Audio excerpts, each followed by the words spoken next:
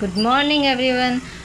मैं आ गई हूँ सुबह छत पे मॉर्निंग वॉक करने के लिए। तो लेकिन अभी अंधेरा हो रहा है तो मुझे ज़्यादा कुछ समझ में नहीं आया। अब धीरे धीरे वॉक करते करते उजाला हो गया है। सुबह का मौसम इतना अच्छा लगता है ना कि मतलब मन करता है आराम से सुकून से रहें। लेकिन पूरे दिन की भागदौड़ होती है, अभी पूरी तरह से उजाला हुआ नहीं है। लेकिन सुबह का जो मौसम है वो बहुत ही सुकून भरा है, एकदम बहुत अच्छा लग रहा है।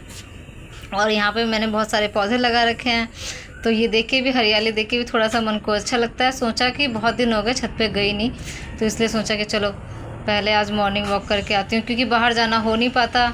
और ये देखो मैंने साग लगाया था, इतना अच्छा हो रखा है, देख के बहुत अच्छा लगता है। खाऊँ ना खाऊँ मगर ये लगता है कि हाँ लगा लो, देख के ही तो सुकून मिलेगा कम से कम, इसीलिए। और ये जेट प्लांट जो है ये मुझे बहुत अच्छे लगते हैं, ये जो लटकते हैं। इसमें 4 थे, ये मेरे पास एक गमला ही टूट गया है और उसके बाद से मैंने फिर दोबारा लगाया नहीं। तो ये मुझे बहुत अच्छा लगता है देख के भी और वैसे भी।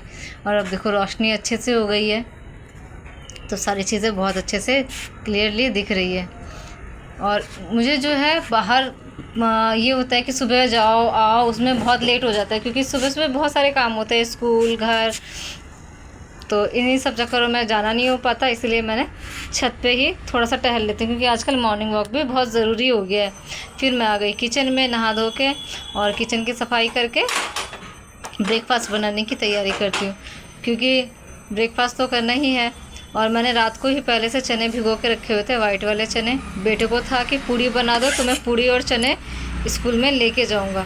तो मैंने कहा कि ठीक है। फिर जब बनाया तो उसने कहा कि पूड़ी मुझे पूड़ी दो, बस चने नहीं चाहिए। तो मैंने फिर चने उसको नहीं दिए और पूड़ी ही दी। तो वो स्कूल में टिफ़िन में आज पूड़ी लेके गया। उसको लगता है कि ना हर रोज़ टिफ़िन अलग अलग होना चाहिए।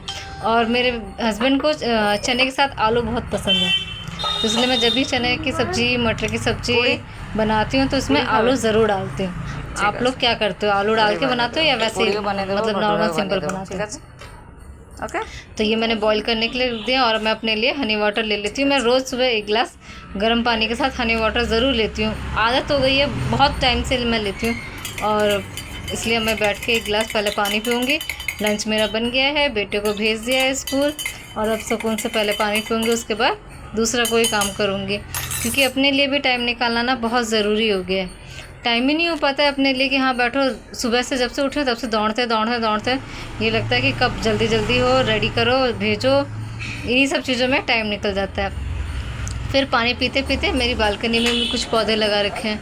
देखो बारिश की वजह से ना ये सारे पौधे साफ़ हो गए ना, तो इस पर रोड पे है तो बहुत धूल जम जाती है, अभी एकदम साफ़ दिख रहे हैं।